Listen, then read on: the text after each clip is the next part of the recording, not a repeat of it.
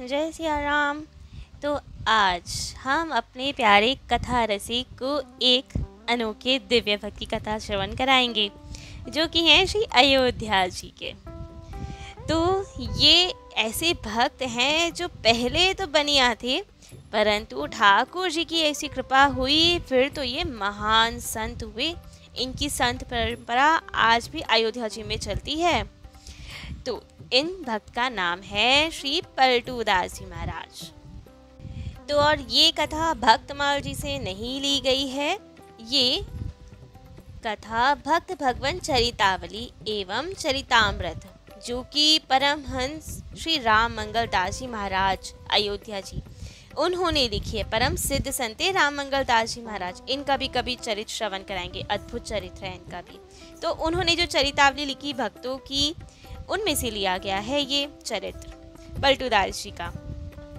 तो बहुत पहले की बात है, अयोध्या जी में जब जंगल ही ज़्यादा था, बहुत ज़्यादा बसावट नहीं थी, तो वहाँ पे एक बनिए रहते थे जिनका नाम था पलटू साहब। उनकी परचून की दुकान थी, अपना निर्वाह उसी से करते थे। भगवान जी में प्रेम तो था, लेकिन उतनी ज़्यादा भक्ति नहीं थी। अपना काम करते थे, थोड़ा राम राम करते थे। अब अवधवासी तो थे ना, तो ठाकुर जी से प्रीति तो थी, लेकिन उतनी नहीं। तो अब अयोध्या जी में उस वक्त संत बहुत रहते थे, अभी भी हैं, वो तो संतों की ही नगरी है। तो वहाँ पे एक जगह है, बड़ी जगह, जो कि दशरथ महल है। पहले उसे बड़ी जगह कहा जाता था। हनुमानगढ़ी से कनक भवन की जाते और वहाँ बीच में दशरथ महल पड़ता है। तो वहाँ पे जो महंत जी थे, उनका नाम था बाबा राम प्रसाद जी। तो वहाँ पे 30 मूर्ति अर्थात 30 संत रहा करते थे साथ में। सबका निर्वाह जो भी चढ़ौतरी आती थी उसी से होता था। बाबा राम प्रसाद जी जितना भी चढ़ौतरी में पैसे आते थे, वे सब पलटूदास जी के, पलटू साहिब जी की दुकान पे भेज दिया करते थे, और उस पैसों के बदले वे सामान भेज दिया करते थे, जिससे वहीं भोजन प्रसाद बनता था, भोग लगता था और सब संत पाते थे। ऐसे ही निर्वाह चल रहा था। परंतु एक बार, अब जंगल ज़्यादा था, बहुत लोग तो आते जाते नहीं थे, तो एक बार की बात, एक दिन ठाकुर जी की सेवा में कुछ धन आदि आया ही नहीं। तो अब क्या हो, भोग कैसे लगे। अब रोज का सामान आता था, जितने पैसे आते थे उतना सामान आ जाया करता था। लेकिन जब उस दिन चढ़ौती ही नहीं आई, तो राम प्रसाद जी ने कहलवा भेजा, कहा कि आज भगवान जी के पास पैसे नहीं आए हैं, तो आप सामान दे दीजिए उधारी पे, कल जैसे ही आएंगे आपको लौटा देंगे। लेकिन पलटू साहब ने तो कहा कि नहीं नहीं बाबा, हमारे यहाँ नगद का व्यवहार है, उधारी नहीं करते हम किसी से। तो अब जब वे साधु ने बताया कि पलटू जी ने तो ऐसे बोला है, तब राम प्रसाद जी ने भी कहा ठीक है, जैसी राम जी की इच्छा। क्या पता ठाकुर जी की ऐसे ही रहना हो, सब साधु और स्वयं ठाकुर जी भी जल पी के ही रहेंगे। वैसे ही हुआ। अब भोग लगाने के लिए कुछ था ही नहीं, केवल जल पिला के ही शयन करवा दिया गया। अब वहाँ का नियम, 10 बजे रात्रि में ठाकुर जी को शयन करवाया जाता था, और शयन करवाने के बाद वहाँ पे स्वयं राम प्रसाद जी खूब प्रेम से चिकारा, एक म्यूजिकल इंस्ट्रूमेंट होता है वायलिन के जैसे, तो चिकारा बजाकर खूब प्रेम से ठाकुर जी का यश गाते थे। भजन गा के ठाकुर जी को बड़ी ऐसी लोरी सुना के सुलाते थे। तो 1 घंटा तक वे गाते थे चिकारा बजाकर खूब प्रेम भाव से। तो अब ऐसे ही हुआ, 10 बजे अब शयन करवाया गया और राम प्रसाद जी बैठ गए चिकारा लेकर, खूब प्रेम से गाने लगे। वहाँ पे सरकार के बहुत स्वरूप हैं। वहाँ पे चारों लाल जी, हमारे राम जी, लखन लाल जी, शत्रुघ्न लाल जी और भरत लाल जी हैं, और चारों मैया, हमारी जानकी मैया, उर्मिला मैया, मानवी मैया और श्रुतकीर्ति मैया, तो सब स्वरूप है वहाँ पे। बहुत ही दिव्य दर्शन है। वहाँ जाएंगे तो पूरा परिवार राम जी का बड़ा सुंदरता से दिखेगा। तो फिर दशरथ महल में ऐसा था, तो सब लाल जी को और महारानी जी को एक बहुत सुंदर सी बड़ी सी पटका या दुशाला कह लीजिए, वो ओढ़ के शयन करवाया जाता था।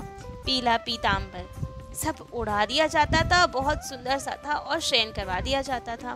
तो अब ऐसे ही हुआ, शयन के बाद खूब प्रेम से उन्हें सुनाया जा रहा था भजन और लोरी गीत और खूब आनंद था। सब भूखे तो थे, लेकिन जय श्री राम जी की इच्छा, खूब आनंद था। अब 1 घंटा सुनाने के बाद अब साधु संत भी सब शयन करने चले गए। अपने भजन साधन में या जो शयन करने गया वही सब किया गया। परंतु यहाँ तो ठाकुर जी ने कुछ बढ़िया सी लीला ठानी। जैसे ही सब शयन को गए तो हमारे चारों लाल जी, राम जी, लखन लाल जी, भरत लाल जी, शत्रुघ्न लाल जी, वे तो पहुंच गए पलटू जी के घर पे 10-12 साल के बालक का स्वरूप बनाकर। वही सुंदर सा पीतांबर ओढ़े जो रात्रि में बाबा उन्हें उड़ाया करते थे। पीतांबर ओढ़ा बहुत ही गोरे गोरे से बालक बन के, जबकि हमारे राम जी और भरत लाल जी तो श्याम वर्ण के हैं, लेकिन अयोध्या जी में तो वो गोरे राम जी भी हैं, गोरे स्वरूप में भी हैं। वे कनक भवन में तो हमारे गोरे गोरे राम जी हैं। तो वैसे ही अब गोरा सा स्वरूप बना के बहुत सुंदर बालक बन के चारों गए पीतांबर ओढ़ के और आवाज लगाई, पलटू जी दरवाजा खोले, पलटू जी, पलटू जी। अब रात्रि का समय हो रहा है, कौन बुला रहा है? इतनी मधुर आवाज से बुला रहा है, कौन है? अब पलटू जी की तो आग खुली कि इतना मधुर आवाज आ रही है बालकों की सी, कहाँ से आ रही है? हमारा नाम कौन बुला रहा है? देखा तो 4 इतने सुंदर बालक, सुंदर सुंदर आंखें, सुंदर सुंदर मुस्कान और क्या सुंदर गोल गोल कपोल, सुंदर अलकावली, घुंघराले बाल, एक प्यारा सा पीतांबर ओढ़े हुए, चारों लालची एक ही पीतांबर ओढ़े हुए, और वो भी बड़ा सुंदर। तो अब तो पहली मोहिनी पड़ गई। ठाकुर जी के तो मुस्कुराते ही मोहिनी पड़ जाती है। तो ठाकुर जी तो मुस्कुरा दिए और कहा, पलटू जी, हमें बड़ी जगह से बाबा ने भेजा है और कहा है कि तुम्हें कुछ पैसे दे आएं, जिससे कि कल सामान भिजवा दो। हमारे वहाँ साधु संत ठाकुर जी सब भूखे हैं। उन्होंने कहा, अच्छा कहाँ है पैसे? तो कहा, ये पीतांबर है ना हमारा, इसी के छोर पे बंधे हैं, चांदी के सिक्के हैं, तुम रख लो और कल सुबह सारा सामान भिजवा देना इसके हिसाब से। अब तो पलटू जी ने देखा तो उसमें तो 1600 चांदी के रुपए। अरे इतने सारे पैसे कहाँ से ले आए तुम? हमारे बाबा ने दिए हैं, कोई चढ़ा गया होगा, राम प्रसाद आज ने। तो अब तुम सुबह सामान भिजवा देना, बाबा ने कहलवाया है। ठीक है, लेकिन अब तो पलटू जी की नींद उड़ गई। इतने सारे पैसे हैं, ये तो इतना तो हमारी पूरी दुकान में भी सामान नहीं है, अब क्या करें हम? लेकिन वो बालक तो अपना पीतांबर उनके हाथ में दिया कि पकड़ो पीतांबर, इसके कोने पे पैसे बंधे हैं 1600 रुपये, सामान भिजवा देना, हम तो चले। अब वो तो चले गए सारे बालक और यहाँ पलटू जी की नींद उड़ गई। उनको तो कहाँ सुध रही कि इतने सारे पैसे बाबा ने भिजवाए हैं और इतने सुंदर बालक हैं, अचानक कहाँ चले गए। अब तो आंखों के आगे वही बालकों की छवि घूमे। परंतु रात्रि जब पूरी हुई, सवेरा हुआ, तब तो पुजारी जी ने ठाकुर जी का उत्थापन किया। जैसे ही मंगला के लिए अब पट खोले गए तो ये क्या, पुजारी जी तो देखते रह गए कि सारे सरकार उभरे पड़े हैं, पीतांबर कहाँ गया इनका? बिना पीतांबर ओढ़े सो गए ये, ऐसे कैसे हो गया? हल्ला मच गया पूरी जगह पे कि पीतांबर कहाँ गया ठाकुर जी का, कौन चुरा के ले गया पीतांबर? वहां तो जैसे ही बात पहुंचती बाबा राम प्रसाद जी के पास, उससे पहले तो पलटू जी आ गए। पलटू जी आए और बाबा के चरणों में गिर गए। कहा कि बाबा, आपने इतने सारे पैसे भिजवाए, इतना सामान तो मेरी दुकान में भी नहीं है, कहाँ से चुकाऊंगा मैं ये पैसे?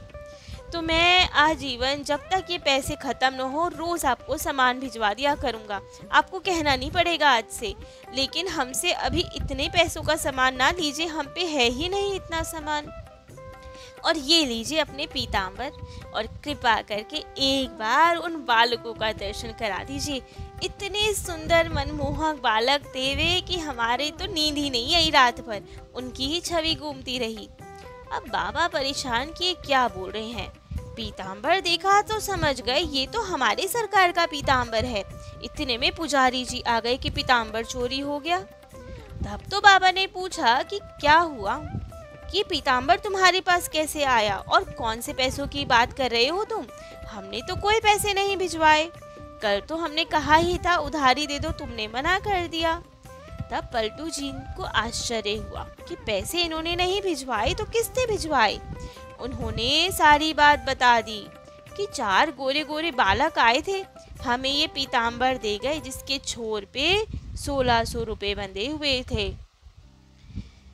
तब तो बाबा समझे कि पीताम्बर तो हमारा है, हमारे सरकार का है। तो हमारे सरकार ने, हमारे राम जी ने इतना कष्ट उठाया, जो इनके यहाँ गए, इनको दर्शन दिया, पैसे दिए जिससे संत भूखे ना रहे। अब तो उनके प्रेम आंसू ना रुके, विरह हो गया उन्हें, और तो एक तरफ खुशी भी, एक तरफ दुख भी अपार। और कहा पहले तो उसे। बाबा को रोता देख के पलटू जी हैरान कि ये रो क्यों रहे हैं बाबा। बाबा ने बताया कि कोई बालक नहीं भेजे थे हमने, कोई पैसे नहीं भेजे थे। ये जो तुम्हारे हाथ में पीताम्बर है, ये तो हमारी सरकार का पीताम्बर है। वे ओढ़कर सोते हैं इसे, जो तुम्हें दे गए, और ऐसे ही सो गए हमारे सरकार उघारे हुए। तब तो पलटू जी को समझ ही ना आए। तब उन्होंने साफ बताया कि कल तो कृपा हुई है तुम पे, स्वयं राम जी, लखन लाल जी, भरत लाल जी, शत्रुघ्न लाल जी आए थे तुम्हें ये पैसे देने, जिससे संत भूखे ना रह सके। ये सुनकर तो पलटू जी की दशा अद्भुत कि हम इतने बड़े पापी हैं कि हमारे लिए ठाकुर जी को कष्ट करना पड़ा। हमें दर्शन दे गए और हमें पहचान भी नहीं पाए उन्हें, हम जान ही नहीं पाए ये ठाकुर जी आए, वे तो वहीं अचेत। और यहाँ बाबा की विरह दशा, उन्हें इतना विरह कि हमने आजीवन आपकी सेवा पूजा की, कितना लाड लड़ाया आपको, रोज भजन सुनाते आपको, लेकिन दर्शन देने की बारी आई तो उसको दर्शन दे दिए आपने बनिए को, और हमें दर्शन नहीं दिए। बहुत रोए बाबा कि ये तो बहुत गलत बात है कि हमें आपने दर्शन नहीं दिए, उन्हें दर्शन दे दिए। अब तो बाबा इतना रोए, सर्वत्र वही विरह व्याप, सब साधु संत परेशान कि ये बाबा तो बीमार हो जाएंगे, रोते ही जा रहे हैं, रोते ही जा रहे हैं, कैसे भी मान ही नहीं रहे। और वहाँ पलटू जी की दशा अद्भुत, वे तो चले गए अपने घर जैसे तैसे, लेकिन यहाँ बाबा ना माने। राम प्रसाद दास जी ने तो कहा कि अब तो दर्शन प्राप्त करके ही रहूँगा, अन्यथा शरीर छोड़ूंगा अपना। रात्रि में जब भोग आदि की व्यवस्था हुई, भोग लगा दिया गया, तब तो बाबा ने अपना चिकारा उठाया, 10 बजे शयन करा, अपना उठाया और खूब विरह के गीत गाने लगे अब तो, और कहा कि आज ही आप चारों भाइयों ने, चारों महारानियों ने दर्शन ना दिए तो आज तो मैं शरीर छोड़ दूंगा। अब नहीं जीना मुझे ऐसे आपके विरह में। आप हमें दर्शन नहीं देते, बाकी सबको देते हैं, अब नहीं मानना मुझे, अब तो शरीर छोड़ूंगा। अब तो 11 बज गए गाते गाते, वे अपने प्रेम में मस्त इधर होकर इतना विरह बढ़ा कि वे तो मूर्छित होकर गिर पड़े, प्रेम समाधि लग गई उनकी। अब तो जब इतना विरह बढ़ा और वे मूर्छित हो गए, तब अब नाम तो राम जी का है करुणा निधान, परंतु करुणा के मामले में हमारी माता जानकी उनसे 2 कदम आगे हैं, 2 भी क्यों 10 कदम आगे हैं। तो माँ से नहीं देखा गया, तुरंत प्रकट हुई, उनका सिर अपनी गोद में रखा, सर पर हाथ सहलाया और कहा उठो। जब माँ का हाथ सर पे लगे तो कैसे ना उठे। तब तो उनकी आंखें खुली, मूर्छा दूर हुई। माँ ने देखा कि आज तिलक में श्री जी नहीं लगाई तुमने। अब सुबह सुबह पलटू जी आ गए थे, तिलक लगा ही रहे थे, तो बीच में जो लाल श्री होती है वे लगाना भूल गए थे। तब तो माँ ने कहा कि श्री नहीं लगाई आज, भूल गए। तो अपने हाथ से, अपनी उंगली से कहा कि आओ हम बिंदी लगा देते हैं इसमें, और अपने कर कमलों से उसमें एक बिंदी लगा दी तिलक के बीच में। और अब माँ ने लगाई, वे स्वयं साक्षात जानकी मैया ने, तो वे तो दिव्य हो गई, परमानेंट हो गई, दिव्य हो गई। फिर बाबा को चेतना आई, वे उठ के बैठे। धीरे धीरे सब सरकार, सारी महारानियाँ सब प्रकट हुए। इन्होंने सबको दंडवत प्रणाम किया, खूब नेत्रों से प्रेम आंसू बहे। माँ ने, जानकी मैया ने स्वयं अपने वस्त्रों से, अपनी चुनरी से उनके आंसू पोंछे और उनके सर पर हाथ फेरा। सब ने उन्हें दर्शन दिए और सब फिर अंतर ध्यान। अब इतना दिव्य दर्शन पाकर तो राम प्रसाद जी आनंद में मग्न हो गए। वहीं 2 बजे थे उस समय, तभी 2 बजे उठ के सरयू जी गए, स्नान आदि किया, अपना नित्य नियम किया, खूब भजन किया। अब जब वहां से वापस आए तो सब साधु लोग उन्हें देखे कि अरे आज महाराज जी आपने तिलक कैसे लगाया है? बीच में ये बिंदी क्यों लगाई है तिलक के? अब तो ये छुपाए, लेकिन वो बिंदी तो परमानेंट थी, माँ ने लगाई थी। तो अब ये कुछ ना कहें कि क्या बताएं अब सबको कि हमें दर्शन हुआ, या ये कुछ ना बताए। लेकिन जब सबने बहुत पूछा तब तो इन्होंने बताया क्या हुआ, क्या लीला हुई, कैसे दर्शन हुए, और स्वयं जानकी मैया ने ये लगाया है। तो अब से वहाँ का तिलक ऐसे ही हो गया, जिसमें बीच में बिंदी लगाई जाती थी। और इधर तो पलटू जी, उनके में तीव्र वैराग उत्पन्न हुआ। बाबा को जाकर सारे रुपए वापस करके आए, दंडवती प्रणाम किया और कहा कि अब हमसे नहीं होगा, अब हम दुकान नहीं संभाल सकते, ये बनियागिरी नहीं होगी हमसे। हम तो जाते हैं अब तीर्थ को। आपकी बदौलत, आपकी कृपा से हमें ठाकुर जी के दर्शन हुए और हम अब तीर्थ करेंगे, केवल ठाकुर जी के भजन में ही मन लगाएंगे और चल दिए तीर्थाटन करने। आषाढ़ का महीने था, रथ यात्रा हो रही थी जगन्नाथपुरी जी में। तो वहाँ पे रथ यात्रा देखी, सब जगह के दर्शन किए, 4 दिन तक वहीं रहे। भगवान के दर्शन हुए उन्हें स्वयं जगन्नाथ जी के रात को 3 बजे। भगवान जी ने कहा कि तुम्हें हमने चारों लाल जी के स्वरूप में तो दर्शन दिए थे ना अयोध्या जी में, तो वही स्वरूप ध्यान रखो, लेकिन हमारा ये जगन्नाथ जी वाला स्वरूप, इसकी एक श्री विग्रह अपने स्थान में पधराओ और तुम्हारी वो गद्दी जो अयोध्या जी में अब संत निवास तुम बनाओ और हमारा जगन्नाथ जी वाले स्वरूप पधराओ, और वो गद्दी तुम्हारे नाम से चलेगी, तुम्हारा अब खूब नाम हो जाएगा। पलटू जी ने वहीं उन्हें दंडवत किया। भगवान जी ने अपना दाहिना चरण पलटू जी के सर पे रखा और अंतर्ध्यान हो गए। वहाँ से पलटू जी रामेश्वरम गए, द्वारिका जी गए, बद्रीनारायण गए, फिर वृंदावन घूमकर वापस अयोध्या जी आए। जहाँ जहाँ गए सब भगवान जी ने खूब दर्शन दिए उन्हें, और वहाँ आकर इन्होंने अब भंडारा करने की ठानी। आस पड़ोस के सभी को खूब भंडारे में निमंत्रण दिया गया, परंतु साधुओं ने मना कर दिया कि आप तो बनिया है, तोल तोल के सामान देते हो, कभी ज़्यादा करते होंगे कभी कम, तो पाप की कमाई है, हम आपके हाथ का कुछ नहीं पाएंगे, ये धर्म का पैसा नहीं है। लेकिन राम प्रसाद जी ने सबको समझाया कि पलटू दास जी खूब शुद्ध जीव हैं, इनके यहाँ तो ठाकुर जी स्वयं गए थे दर्शन देने, तो इनके यहाँ तो सबको भोजन प्रसाद पाना चाहिए, परंतु साधु ना माने। लेकिन बाबा ने कहा कि तुम तो हमारे यहाँ भिजवाना, हम ठाकुर जी को भी भोग लगाएंगे और स्वयं भी पाएंगे।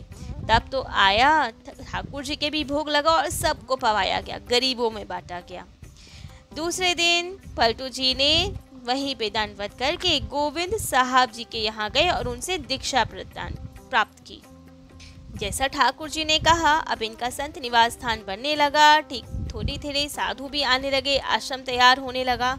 वहाँ जगन्नाथ जी भी पधारे, उनकी खूब सुंदर श्री विग्रह पधराए गए और खूब संत सेवा, भगवान सेवा होने लगी। इन्होंने ठाकुर जी के सगुण और निर्गुण दोनों स्वरूपों के साक्षात दर्शन और अनुभव किए, और इनके पद दोनों स्वरूप की वंदना के हैं, निर्गुण साकार दोनों स्वरूपों के।